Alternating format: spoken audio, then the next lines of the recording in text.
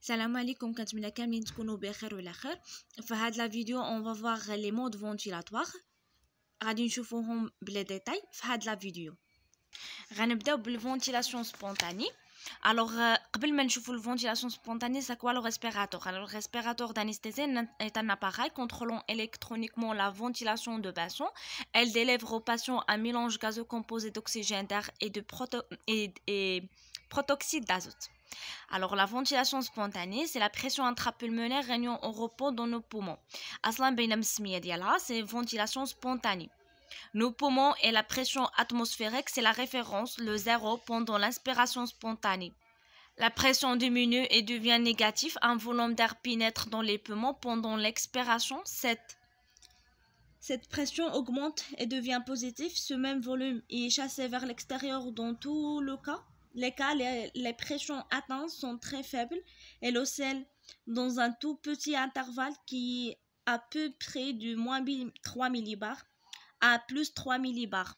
Alors les courbes de pression relatives à l'inspiration spontanée s'inscrivent en négatif car elles sont inférieures à la pression atmosphérique correspond au zéro. De référence, on peut superposer les courbes de volume en sachant que par définition les volumes entrants sont positifs alors que les volumes sortants sont négatifs. هذا هو la courbe ديال la ventilation spontanée. Alors les تيكون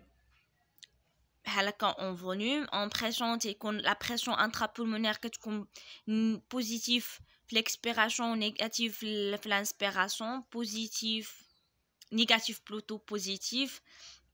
Alors c'est quoi la différence entre la ventilation artificielle et la pression positive? L'important, c'est lors de ventilation spontanée, la différence entre la ventilation spontanée et la ventilation artificielle. La ventilation spontanée, la pression intrapulmonaire est successivement négative lors de l'inspiration, puis positive lors de l'expiration. La courbe, c'est positif l'expiration, négatif l'inspiration. Alors, qu'en ventilation artificielle, cette pression reste positive que l'on soit en phase inspiratoire ou expiratoire. La pression moyenne est donc plus importante. La ventilation artificielle qui sera positive دائما soit كنا في l'expiration soit كنا في l'inspiration qui est toujours positif qui يكونش عندنا négatif نهائيا. Alors concernant les différents modes ventilatoires, il existe deux modes ventilatoires, soit à volume contrôlé et soit à pression contrôlée. Dans les modes à volume contrôlé, la priorité est donnée à la délivrance d'un volume courant qui correspond à la conseil de base. C'est les paramètres à régler en première intention. Ainsi étant sûr du volume courant qui va recevoir le patient et imposer ce qui doit être surveillé, ce sont la pression atteinte. Ces pressions sont des résultantes, elles sont de reflet du volume courant et du débit inspiratoire fixé, ainsi que la mécanique ventilatoire du patient. في المود volume contrôlé تنريغلو في الريسبيراتور الفولوم كورون وكان سورفيون في التالي لا بريسيون. داكشي اللي سميناها لو مود ا فولوم كونترولي.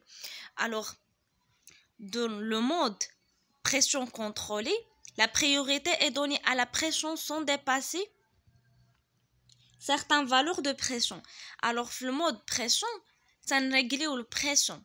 Les paramètres de conseil réglés sont la pression d'insufflation et la pression expiratoire positive. Cette fois, c'est le volume courant qui constitue la résultante.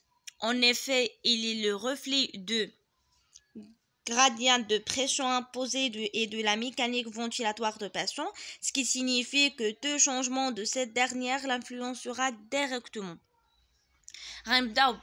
Les modes volumétriques. Le mode, c'est la ventilation à volume contrôlé. Le ventilateur assure à lui seul la ventilation de malade.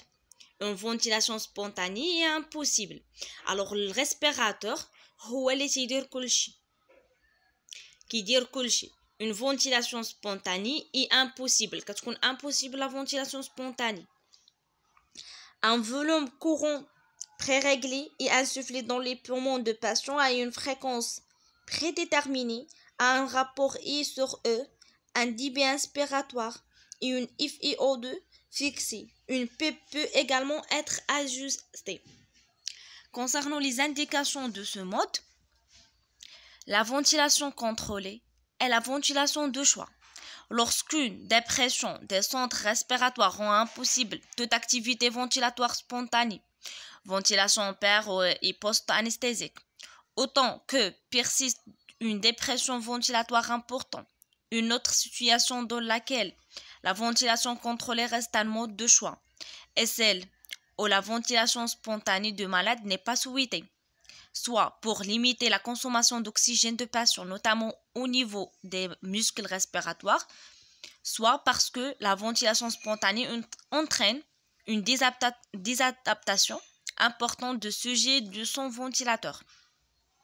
Les paramètres à régler en ventilation contrôlée, c'est la composition de mélange gazeux et l'FiO2 entre 21% et 100%, les paramètres de volume et de débit, le volume courant et le débit inspiratoire, les paramètres de temps, c'est la fréquence et le rapport I sur E, les paramètres de pression, c'est la Pmax et la PEP, le volume courant, la fréquence, le rapport débit, FiO2, PEP sont fixés. Les seuls paramètres qui peuvent varier sont les pressions atteintes dans les voies aériennes, lesquelles seront donc à surveiller avec attention. هذا هو les courbes ديال ventilation à volume contrôlé. D'abord, غادي ندوزو ventilation assistée contrôlée. La ventilation assistée contrôlée est une ventilation contrôlée à laquelle a été rajouté un trigger. La ventilation assistée contrôlée هي la ventilation contrôlée زائد trigger. إضافة لهاد الفنتيلاسيون كونترولي كنأجوتي واحد تريجر. هاد التريجر هذا فهو كيخلي الباسون يديكلونشي واحد لو سيكل، يزيد واحد لو سيكل. إلا كان ما كافيهش لي سيكل اللي قادينه وبغى يزيد، فالغيسبيراتور ما كيمنعوش، كيخليه يزيد واحد السيكل.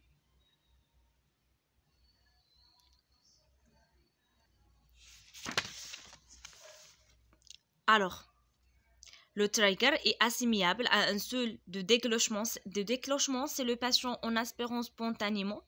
Le frocher un cycle ventilatoire supplémentaire sera 10 livres. Ce seul se règle soit en millibars, soit en litres par minute. Alors, l'intérêt, ceci est important pour le maintien d'une activité spontanée au cours de la ventilation assistée. C'est un élément positif pouvant participer à la prévention de l'éventuelle atrophie